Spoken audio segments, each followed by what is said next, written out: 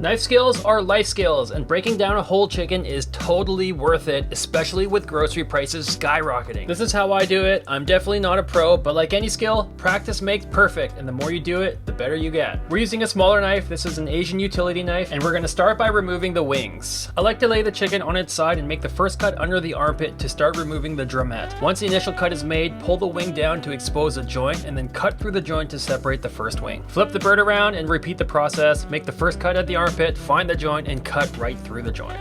Next, I lay the chicken breast side up with the legs pointing downwards and spread the legs apart, which tightens the skin, and this is exactly where we make our next cut. This piece is the leg, the drumstick, and the thigh. If you look at the back side, there's a small lump known as a chicken oyster. It's a really tender and flavorful piece that we definitely want to save. After cutting the skin, we'll splay the leg open and snap the joint to separate the bone from the spine. Then cut around the oyster and scoop right through, and then separate the thigh from the body. The nice thing about butchering is that you usually get 2 chances to practice each step. Gotta stretch the skin, make the cut, find the oyster, cut around it, pop the joint, and then remove the leg.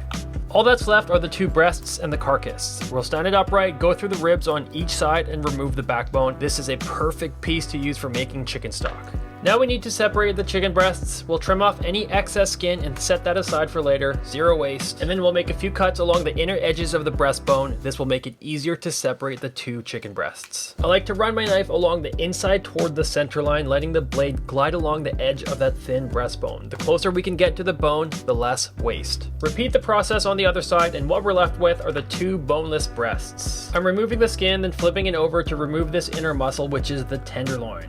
I remember when I first learned about this, I had my mind blown realizing that these were chicken tenders. Now we're going to separate the legs from the thighs. I like to lay them flat so I can easily see the inner side. Right at the joint, there's a visible line that separates the 2 segments. The goal is to align your blade with that line and make a clean cut right along it.